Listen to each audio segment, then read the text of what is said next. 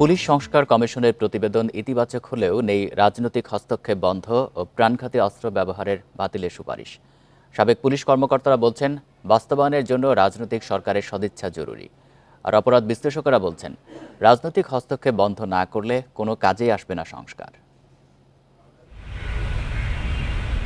স্বাধীন police commission গঠনে আটক, গ্রেপ্তার, তল্লাশি, জিজ্ঞাসাবাদ, মানবাধিকার সহ নানা সুপারিশ করেছে সংস্কার কমিশন। মবে বল প্রয়োগের ক্ষেত্রে 5টি ধাপ অনুসরণের সুপারিশও হয়েছে। সংস্কার নিয়ে সাধারণ মানুষের মতামত নিয়েছিল কমিশন।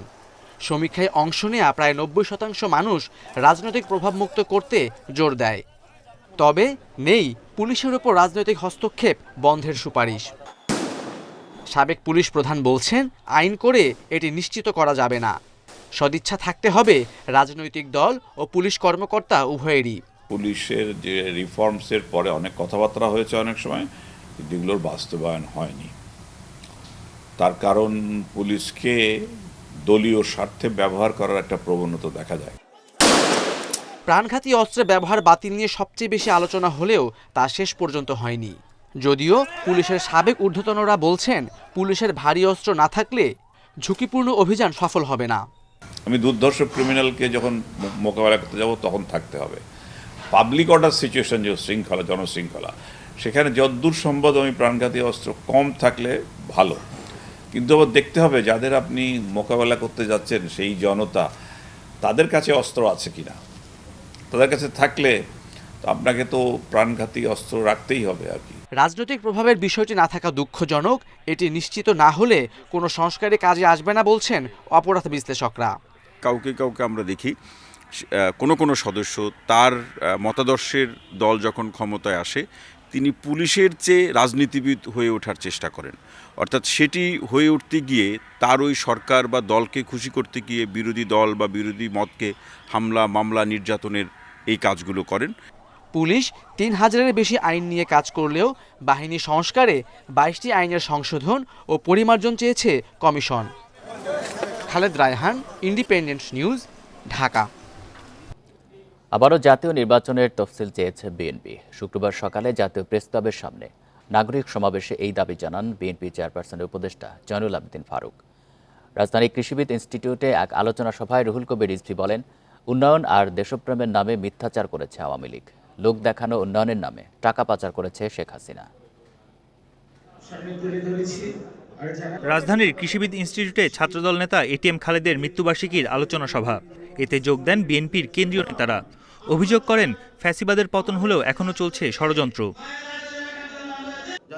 এ সময় শেখ পরিবারের দুর্নীতির সমালোচনা করেন বিএনপির সিনিয়র যুগ্ম মহাসচিব। বলেন, লোক দেখানো উন্নয়নের নামে টাকা পাচার করেছে শেখ পরিবার। বাংলাদেশের উন্নয়ন এগুলো সব চাপাবাজি করে গেছে, মিথ্যা কথা বলে গেছে, ফেরেববাজি করে গেছে। উন্নয়নের মধ্যে দিয়ে তো টাকা পাচার করা যায়, লুট করা যায়। আপনি যে উন্নয়ন করেছেন কি বাপের বাড়ির টাকা দিয়ে আপনি হাজার হাজার কোটি টাকা, হাজার হাজার কোটি ডলার, লাখ লাখ কোটি ডলার আপনি বিদেশ থেকে নিয়ে এসছেন। নাম কয়েকটা লোক দেখানো উন্নয়নের নামে আপনি যে টাকা পাচার করেছেন সেইটা তো বলেননি কখনো। জাতীয় প্রেস ক্লাবের সামনে নাগরিক সমাবেশে যোগ দেন বিএনপি নেতা জয়নুল আবেদিন ফারুক। নতুন করে ভ্যাট আরোপের সমালোচনা করেন তিনি। সংস্কারের পাশাপাশি নির্বাচনের তফসিল ঘোষণার দাবি জানান তিনি। শহীদ খোকনের রক্তের বিনিময়ে অর্জিত এই দ্বিতীয় স্বাধীনতার সম্মান আপনাকে অক্ষুণ্ণ রাখতে হলে অনতিবিলম্বে নির্বাচনের তারিখ আপনাকে ঘোষণা করতে হবে। সংস্কার চলবে, নির্বাচনের দিন তারিখও চলবে। জুলাই ঘোষণাপত্রে 1947 থেকে সব আন্দোলনের তথ্য অন্তর্ভুক্তির দাবি জানান তিনি।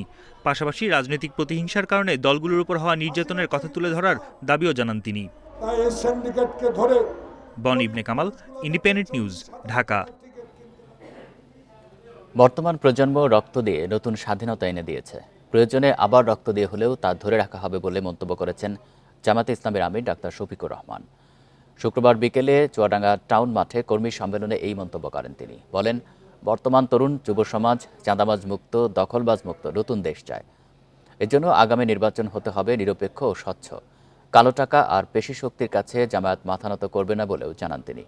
15 বছরে আওয়ামী লীগ ও তার দোসররা হাজার হাজার কোটি টাকা পাচার করেছে উল্লেখ করে তাদের খুঁজে বের করে বিচারের আওতায় আনার দাবি জানান জামাতের আমির।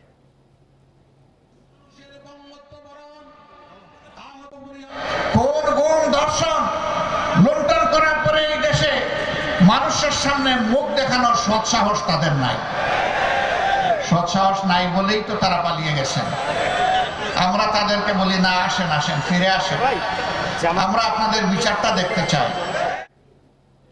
আনুপাতিক আসন বন্টন পদ্ধতিতে নির্বাচনের দাবি না মানলে আন্দোলনের হুঁশিয়ারি দিয়েছেন ইসলামী আন্দোলনের আমির মুফতি সৈয়দ মোহাম্মদ রেজাউল করিম। শুক্রবার বিকেলে রাজধানীর সোহরাওয়ার্দী উদ্যানে ইসলামী যুব আন্দোলনের ৫ম কনভেনশনে এই হুঁশিয়ারি দেন তিনি। বিগত ৫৩ বছর যারা রাষ্ট্র পরিচালনা করেছে তারা দেশকে নতুন কিছু দিতে পারেনি বলে মন্তব্য করেন তিনি। ইসলামী আন্দোলনের নেতৃত্বে ইসলামী শক্তিকে ক্ষমতায় আনার জন্য জনগণের প্রতি আহ্বান জানান চরমোনাই পীর। চাঁদাবাজি, দখলদারিত্বের রাজনীতি আর চলতে দেওয়া হবে না বলেও মন্তব্য করেন তিনি।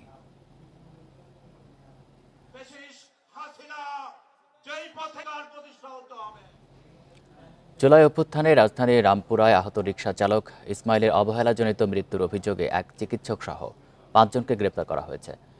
শুক্রবার হাতিরঝিল থানা পুলিশ তাদের আটক করে। পুলিশের গুলিতে আহত হয়ে রিকশা চালক ইসমাইল রামপুরা একটি হাসপাতালের সিঁড়িতে পড়েছিলেন। বারবার আকুতি জানিয়েও চিকিৎসা পাননি তিনি। হাসপাতালের গেটও খোলেননি গার্ডরা। এই অবস্থায় রক্তক্ষরণে সিঁড়িতেই মারা যান ইসমাইল। এরকম একটি ছবি সামাজিক যোগাযোগ মাধ্যমে ছড়ানোর পরেই চিকিৎসক সহ ৫ জনকে গ্রেপ্তার করে পুলিশ। বিষয়টি নিশ্চিত করেছেন আন্তর্জাতিক অপরাধ ট্রাইব্যুনালের প্রসিকিউটর গাজী এমএইচ তামিম।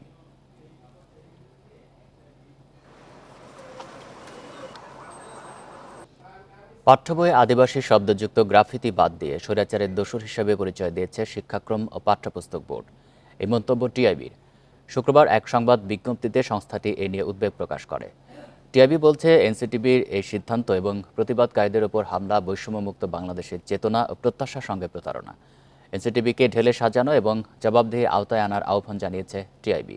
নির্বাহী পরিচালক ডক্টর ইফতেখারুজ্জামান বলেন, একটি স্বার্থান্বেষী গোষ্ঠীর হুমকির পরিপ্রেক্ষিতে মানুষের সম অধিকারের প্রতিফলনমূলক গ্রাফিতি সরিয়েছে এনসিটিবি।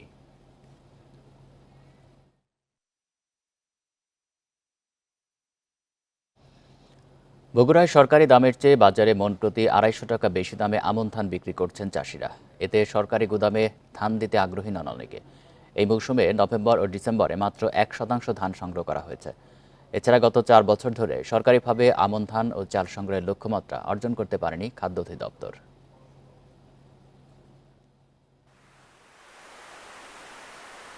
বগুড়ায় প্রতি বছর চাহিদার তুলনায় গড়ে ৬.৫ লাখ মেট্রিক টন বেশি ধানের ফলন হয়।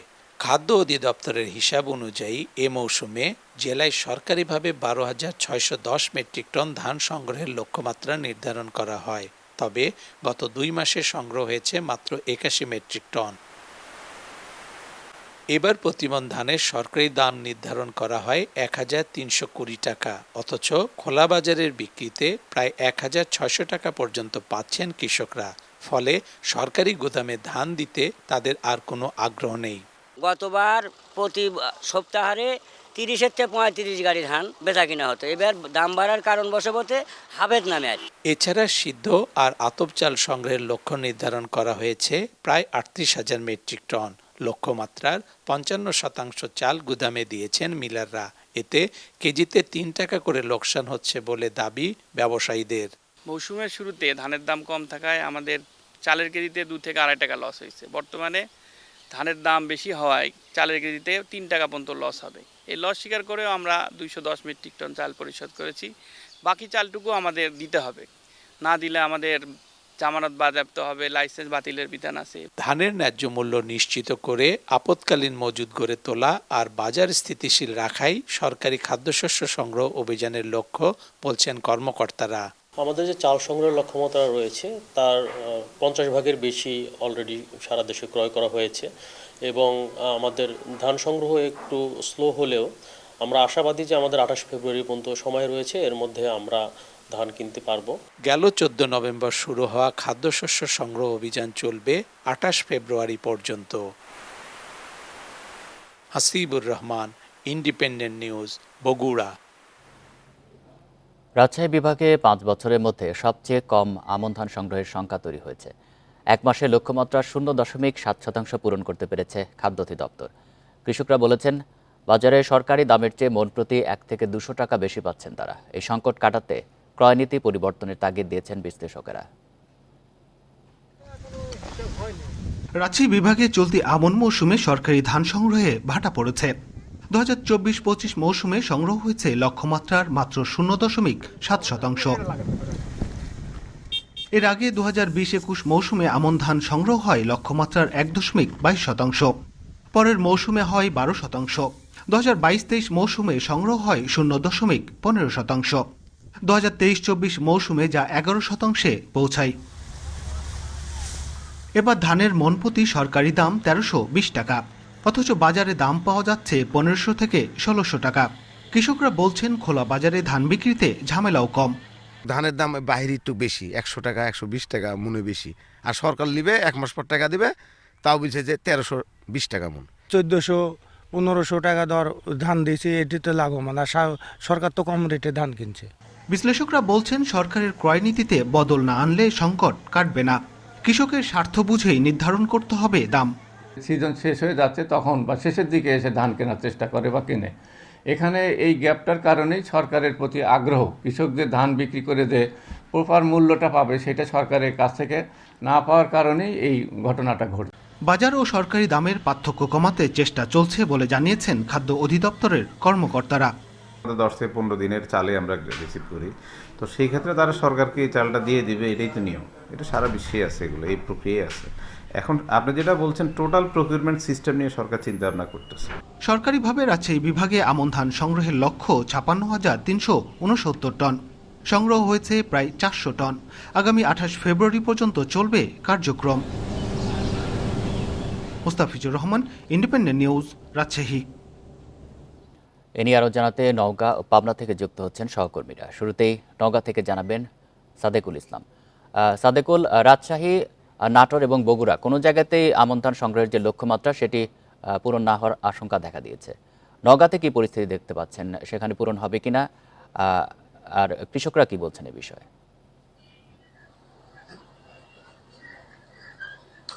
আমি আপনাকে জানাই যে নওগাঁ কিন্তু দেশের অন্যতম ধান উৎপাদনকারী জেলা, কিন্তু এবারে আমরা যে লক্ষ্য করেছি যে আসলে এই সরকারি যে লক্ষ্যমাত্রা তার কিন্তু 1% কিন্তু ধান সংগ্রহ করা যায়নি। এখানকার খাদ্য কর্মকর্তারা যেটি বলছেন যে আসলে আমরা কৃষকদের দাম পাইয়ে দেওয়ার জন্যই মূলত কিন্তু ধানের দর নির্ধারণ করে থাকি। এক্ষেত্রে কিন্তু খাদ্য বিভাগ অনেকটাই সফল, কিন্তু কৃষকরা যেটি জানিয়েছেন যে তারা কিন্তু বাইরে যে দামটি পাচ্ছেন, অর্থাৎ সরকারি ক্রয় মূল্য আপনার প্রতি কেজি 33 টাকা, কিন্তু তারা বাইরেই দাম পাচ্ছেন 34 থেকে 35 টাকা। এবং যদি আপনাকে মন হিসাবে বলি যে সরকারি দর হচ্ছে 1320 টাকা, অথচ বাইরে আজকের বাজার যদি আপনাকে বলি 15 থেকে 1550 টাকা প্রতিমন ধান বিক্রি হচ্ছে। কৃষকরা বলছেন যে শুধুমাত্র যে বাইরে ভালো দাম পাওয়া যাচ্ছে 1 থেকে 150 টাকা বেশি তা নয়, আমরা যদি গুদামে ধান দিতে চাই সেখানে কিন্তু অনেক ঝামেলা আছে। যেমন ধরেন ময়েশ্চারের সমস্যা, এখানে ঝাড়তে হবে, চালতে হবে, শুকাতে হবে, এবং সর্বোপরি এত ঝামেলার পরে যখন আমরা ধানটি দেওয়ার পরে কিন্তু আমরা নগদ টাকা পাচ্ছি না। আর আমরা যদি হাট বাজারে ধান বিক্রি করি সঙ্গে সঙ্গে কিন্তু আমরা ঝামেলা ছাড়াই আপনার নগদ টাকা পাচ্ছি, সঙ্গে সঙ্গে টাকা নিয়ে কিন্তু আমরা ঘরে ফিরতে পারছি। আর এখানে আমরা যদি গুদামে ধান দিচ্ছি সেখান থেকে আবার ধান বিক্রির রিসিপ্ট নিয়ে আমাদের ব্যাংকে যে লাইনে দাঁড়াতে হচ্ছে, এবং দীর্ঘ সময় অপেক্ষার পর কিন্তু আমাদের টাকাটা হাতে আসছে। এই কারণে আমরা কিন্তু উৎসাহী নই। আর যদি দামটা একটু বেশি থাকতো সেক্ষেত্রেও হয়তো কৃষকরা অনেকটা উৎসাহিত হতো। এক্ষেত্রে তারা যেটি বলছেন যে শুধুমাত্র এই প্রকিউরমেন্ট নয়, আমরা দেখেছি যে গত 2-3 বছর ধরেই কিন্তু ধান কোনোভাবেই সংগ্রহ সফল হচ্ছে না, এবং এক্ষেত্রে কিন্তু সরকারের যে আপনার ক্রয় নীতি সেটি কিন্তু আসলে অনেকটা পরিবর্তন করা প্রয়োজন বলে মনে করছেন চাষিরা। আর আমি যদি আপনাকে চাল সংগ্রহের কথা বলি যে এইখানে কিন্তু জেলায় 17,500 মেট্রিক টন চাল সংগ্রহের লক্ষ্যমাত্রা ধার্য করা হয়েছে, কিন্তু ইতিমধ্যেই প্রায় 70% চাল কিন্তু সংগ্রহ হয়েছে। এবং খাদ্য বিভাগের কর্মকর্তারা যেটি বলছেন যে এখানে চাল সংগ্রহ কিন্তু শতভাগ সফল হবে, কিন্তু ধান সংগ্রহ কোনোভাবেই সফল হবে না। এবং তারা যেটি বলছেন এখানকার যারা রাইস মিল মালিক যারা এখানে চাল দিচ্ছেন খাদ্য গুদামে তারা যেটি বলছেন যে প্রতি কেজিতে তাদেরকে কিন্তু 5 থেকে 7 টাকা ক্ষতি স্বীকার করে কিন্তু চাল দিতে হচ্ছে শুধুমাত্র লাইসেন্স বাঁচানোর সাথে। সেক্ষেত্রেও তারা কিন্তু সরকারের সাদেকুল, আপনি থাকবেন আমাদের সাথে। আমরা এবার পাবনার পরিস্থিতি জানবো, সেখান থেকে যুক্ত আছেন সহকর্মী খায়রুল ইসলাম। খায়রুল, আমাদের সহকর্মী সাদেকুল যেটি জানাচ্ছিলেন নওগাঁর পরিস্থিতি, যে সেখানে ধান সংগ্রহের যে লক্ষ্যমাত্রা সেটি কখনোই পূরণ হবে না, এই বছর পূরণ হবে না। তো আপনি পাবনার কি পরিস্থিতি দেখতে পাচ্ছেন? কৃষকেরা কি ধান দিচ্ছেন গুদামে? আসলে আপনি জানেন যে পাবনা কিন্তু এই ধান উৎপাদনের একটি অন্যতম জেলা উত্তরবঙ্গের। আর আমরা এখন যে খাদ্য গুদামে এসেছি, এই গুদাম সহ পাবনা জেলার কোনো খাদ্য গুদামেই কিন্তু সরকারের লক্ষ্যমাত্রা কিন্তু নির্ধারণ হয়নি, সংগ্রহের লক্ষ্যমাত্রা নির্ধারণ হয়নি, এবং এর ফলে কিন্তু ধান ও চাল সংগ্রহের অভিযান কিন্তু একদম থমকে দাঁড়িয়েছে। কৃষকরা খাদ্য গুদামে ধান বিক্রি করতে আগ্রহী না হওয়ায় লক্ষ্যমাত্রা পূরণ নিয়ে কিন্তু সংশয় তৈরি হয়েছে কিন্তু পাবনাতে। আর বাজারে ধানের দাম কিন্তু বেশি হয়, এই সংকটের প্রধান কারণ হিসেবে বলছেন কিন্তু কৃষকরা। পাশাপাশি সরকারি ধানের ক্রয় মূল্য যেখানে নির্ধারণ করা হয়েছে 1320 টাকা মন, সেখানে ধানের বাজার মূল্য কিন্তু রয়েছে 1500 থেকে 1600 টাকা মন দরে বিক্রি হয়েছে আজকেও। আর আপনি জানেন যে 17 নভেম্বর থেকে 28 ফেব্রুয়ারি পর্যন্ত আমন ধান সংগ্রহের অভিযান কিন্তু শুরু হয়। আর এই সময়ের মধ্যে পাবনায় এবার আমন সংগ্রহের কিন্তু লক্ষ্যমাত্রা ধরা হয়েছে 2617 টন। এর ফলে কিন্তু এখন পর্যন্ত কিন্তু 1% কিন্তু ধানও কিন্তু পাবনাতে সংগ্রহ হয়নি, কিন্তু এই জেলায় এখন পর্যন্ত লক্ষ্যমাত্রা কিন্তু এর ফলে কিন্তু পূরণ হয়নি। আর কৃষকরা বলছেন যে এই খাদ্য গুদামগুলোতে ধান দিতে গেলে তারা বিভিন্ন সময় ব্যাপকভাবে নাজেহাল হন, যে কারণে কৃষকরা বলছেন যে বাজারে যেহেতু দাম বেশি, 200 থেকে 250 টাকা মন দরে বেশি পাচ্ছেন, সেহেতু খাদ্য গুদামে কিন্তু 200-250 টাকা কম পাচ্ছেন। এর ফলে কিন্তু তারা হাট বাজারে কিন্তু ধান বিক্রি করছেন, যে কারণে সরকারের এই ধান সংগ্রহ অভিযান একদম কিন্তু আপনার থমকে গেছে। এই ছিল আসলে আমার কাছে ধান সংগ্রহের সর্বশেষ। নওগাঁ এবং পাবনা থেকে জানাচ্ছিলেন আমাদের সহকর্মীরা। জুলাই অভ্যুত্থানে রাজধানীর রামপুরায় আহত রিকশা চালক ইসমাইলের অবহেলাজনিত মৃত্যুর অভিযোগে এক চিকিৎসক সহ 5 জনকে গ্রেপ্তার করা হয়েছে। বিস্তারিত জানাতে রাজধানীর হাতিরঝিল থানা থেকে যোগ দিচ্ছেন সহকর্মী আনোয়ার সাদাত নূর। আনোয়ার সাদাত, গ্রেপ্তার হওয়াদের মধ্যে কারা কারা রয়েছেন আর তাদের সর্বশেষ অবস্থান কোথায়?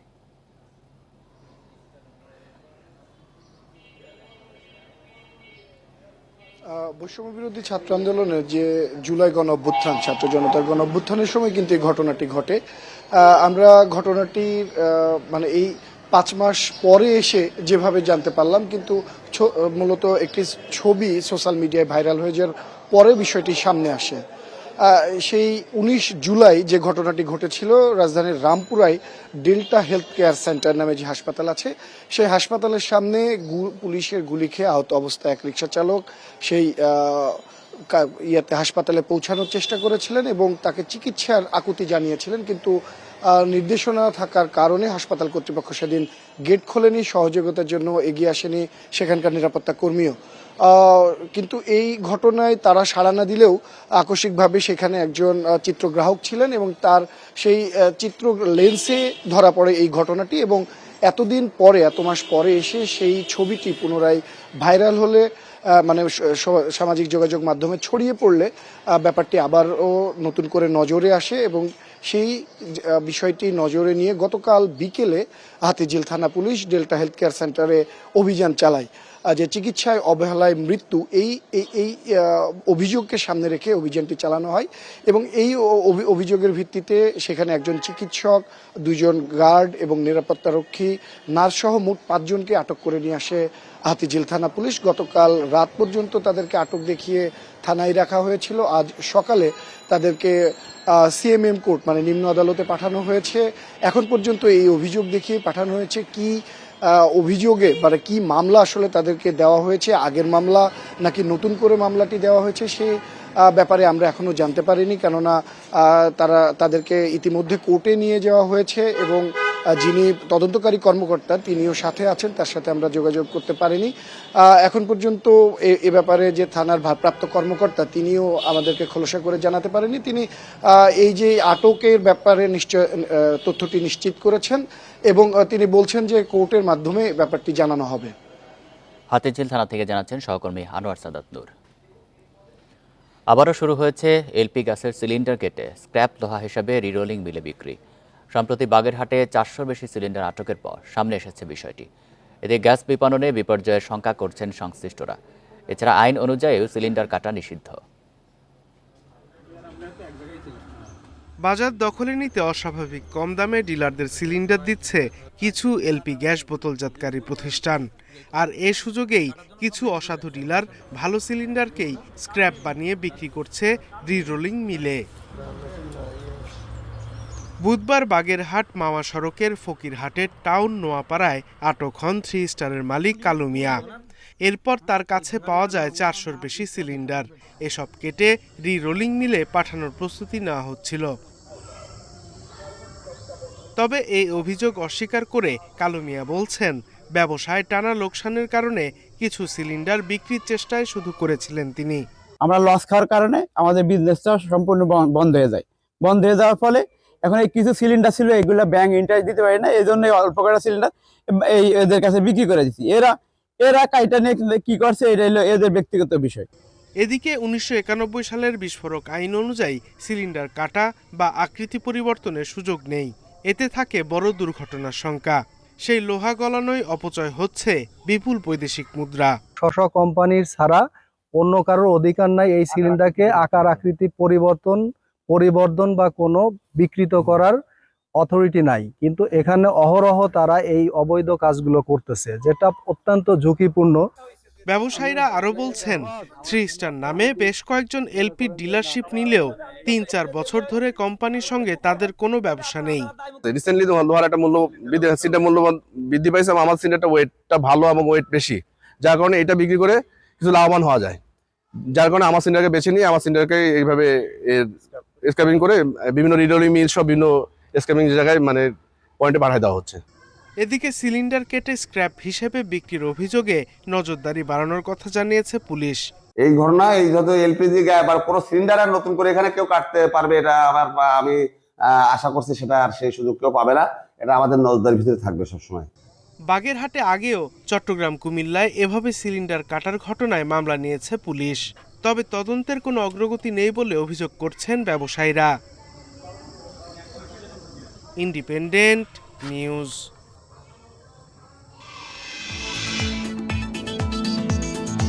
এসিতে দেখা যাবে টেলিভিশন, ব্যবহার করা যাবে ইন্টারনেট, এমন সুবিধা মিলছে ফ্রিজেও। আধুনিক এসব ইলেকট্রনিক্স পণ্য কেনা যাচ্ছে বাণিজ্য মেলায়। নতুন ডিজাইনের সঙ্গে কেনাকাটায় নগদ ছাড় পাচ্ছেন ক্রেতা, তাই এসব পণ্যের স্টলে নজর সবার।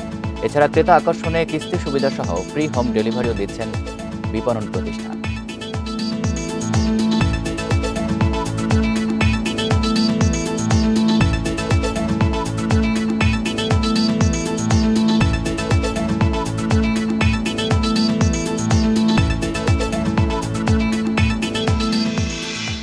এ নিয়ে প্রতিবেদন থাকছে সংবাদের পরের অংশে।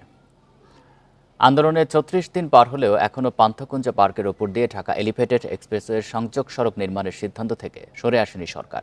পরিবেশবাদীরা জানান, দাবি আদায় না হওয়া পর্যন্ত আন্দোলন চালিয়ে যাবেন তারা। ফ্যাসিবাদী সরকারের আমলে জনবিরোধী এই প্রকল্প বাতিলে অন্তর্বর্তী সরকারের সময়ক্ষেপণ নিয়েও প্রশ্ন তুলেছেন অনেকে। সবুজ পান্থকুঞ্জ এখন রুক্ষ মরুভূমি, পুরো উদ্যানে মৃত গাছের আর্তনাদ। পান্থকুঞ্জ রক্ষার দাবিতে সেখানে গত 10 ডিসেম্বর থেকে টানা 36 দিন ধরে পান্থকুঞ্জ প্রভাতী সংঘ এবং বাংলাদেশ গাছ রক্ষা আন্দোলনের কর্মীরা অবস্থান করছেন। শহরের এক টুকরো সবুজ রক্ষায় কষ্টকর আন্দোলন চালিয়ে যাচ্ছেন তারা। সরে যেতে বিভিন্ন মহলের চাপ থাকলেও অনড় তারা। বিগত ফ্যাসিবাদী সরকারের পতনের পরে এই প্রকল্পগুলো আবার রিভাইজ হবে এবং পরবর্তীতে এই ধরনের পরিবেশ বিধ্বংসী যেসব প্রকল্প এবং জনবিরোধী যেসব প্রকল্প সেগুলো বাতিল হবে। কিন্তু আমরা আশ্চর্য হয়ে দেখতে পাচ্ছি যে এই প্রকল্পের কাজ চলমান রয়েছে এবং এই জন্যই 2000 গাছ কাটা হয়েছে। এক দফা বসেছিলেন সচিব সহ, সেতু সচিব সহ, কিন্তু তারপরে তাদের কাছ থেকে আমরা কোনো আর আশানুরূপ কোনো বক্তব্য পাইনি। ঢাকা বিশ্বের অন্যতম বায়ু দূষণের শহর হলেও এখানে পার্ক, উদ্যান, সবুজ এলাকা প্রয়োজনের তুলনায় 10%ও নেই। ঢাকা শহরে ক্রমাগতভাবে আমরা যেভাবে খাল, জলাভূমি, আমরা যেভাবে সবুজ বলয়, গাছপালা, পার্ক, উদ্যান আসলে ধ্বংস করে ফেলছি কোট আনকোট উন্নয়নের নামে কিংবা দখল দূষণের নামে, এটি অত্যন্ত বাজে প্রবণতা। ঢাকা এলিভেটেড এক্সপ্রেসওয়ে প্রকল্পে মগবাজার রেল ক্রসিং থেকে পলাশী মোড় পর্যন্ত সংযুক্ত সড়ক নির্মাণের উদ্যোগ নেওয়া হয়। নগর পরিকল্পনাবিদরা জানান, সড়কটি নির্মিত হলে কাঁটাবন, ঢাকা বিশ্ববিদ্যালয় ও বুয়েট এলাকায় যানজট আরও বাড়াবে। এই ধরনের ফ্লাইওভার কেন্দ্রিক প্রকল্প সারা বিশ্বে কিন্তু পরিত্যাজ্য। শহরের ভিতরে ব্যক্তিগত গাড়িকে যদি উৎসাহিত করা হয়, গণপরিবহনকে উৎসাহিত না করে নিচের রাস্তাটা, যেখানে গণপরিবহন চলে, প্রচুর রিক্সা চলে, সেই রাস্তাটা আরো সংকটে পড়বে। এই এলিভেটেড এক্সপ্রেসওয়েতে গণপরিবহনের মাত্র 1.5% চলাচল করে। প্রকল্প বাস্তবায়নে হাতিরঝিল অংশে ভরাট করা হয়েছে, কেটে ফেলা হয়েছে পান্থকুঞ্জের অনেক গাছ। সুলতানা জাহান মিতু, ইন্ডিপেন্ডেন্ট নিউজ, ঢাকা। খাগড়াছড়ি হয়ে রাঙামাটি, সাজেক সহ বিভিন্ন পর্যটন কেন্দ্রে যেতে গুরুত্বপূর্ণ বেইলি ব্রিজ ঝুঁকিপূর্ণ হওয়ায় প্রায়ই ঘটছে দুর্ঘটনা। সেতুর বেহাল দশার কারণে কয়েক কিলোমিটার ঘুরে পৌঁছাতে হয় গন্তব্যে। 5 টনের বেশি মালামাল নিয়ে চলাচল নিষিদ্ধ হলেও তোয়াক্কা করছেন না চালকেরা। দুর্ঘটনা ও ভোগান্তি এড়াতে পাকা সেতু নির্মাণের দাবি স্থানীয়দের। দীঘিনালা লঙ্গুদি সড়কের চৌমুনি এলাকায় সম্প্রতি অতিরিক্ত কাঠ বোঝাই করে ট্রাক চলাচলের কারণে খুলে পড়ে বেইলি ব্রিজের পাটাতন। এতে রাঙামাটির লঙ্গুদুর সাথে খাগড়াছড়ি সহ সারা দেশে সড়ক যোগাযোগ ব্যাহত হয়।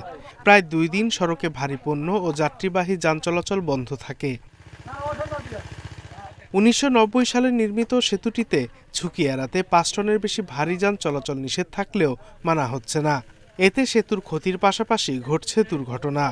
বেইলি ব্রিজটা অতি ঝুঁকিপূর্ণ বর্তমানে, যেমন এটাকে 2-3 বার অলরেডি ভেঙে পড়ছে। রাস্তা ক্রসিং এর সময় গাড়ি অনেক সময় একটার সাথে একটা বেজে যায়, মানুষ ক্ষতিগ্রস্ত হয়। দীঘিনালা লঙ্গুদু সড়ক, দীঘিনালা সাজেক ও পানছড়ি সড়কে এমন আরও কয়েকটি বেইলি ব্রিজ ঝুঁকিপূর্ণ। তাই দ্রুত পাকা সেতু নির্মাণের দাবি স্থানীয় ব্যবসায়ীদের। সরকার এগুলো যদি পাকা ব্রিজ করে তাহলে বর্তমানে এখানে ওই পর্যটক হিসেবে দুর্ঘটনা থেকে মানুষ একটু রেহাই পায়।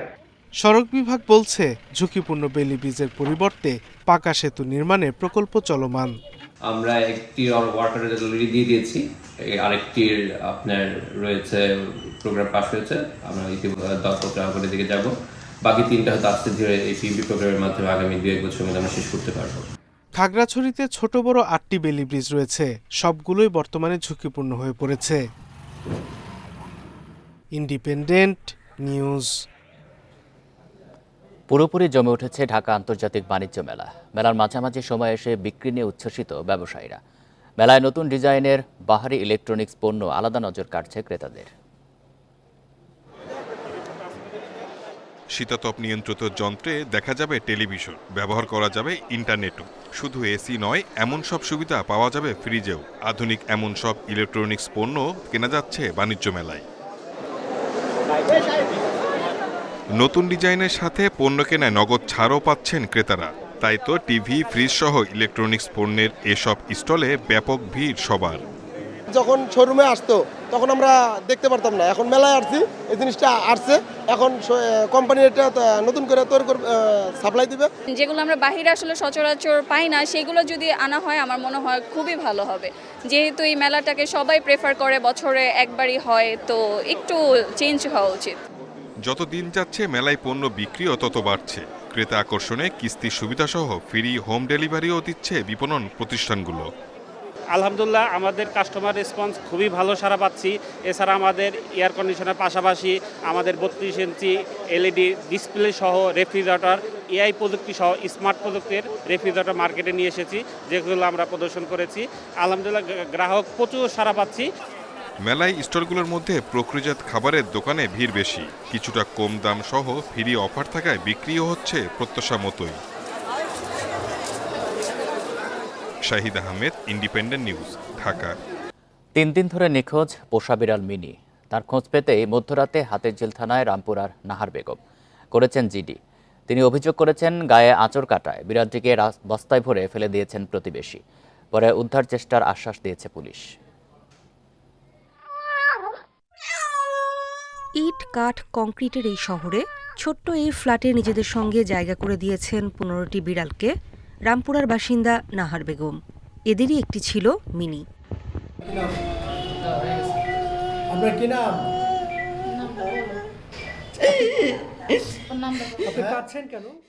অথচ মধ্যরাতে সেই নাহারকেই দেখা গেল রাজধানীর হাতিরঝিল থানার ডিউটি অফিসারের কামরায় বসে কাঁদতে। তবে তখন নানা কাজে ব্যস্ত পুলিশ কর্মকর্তারা।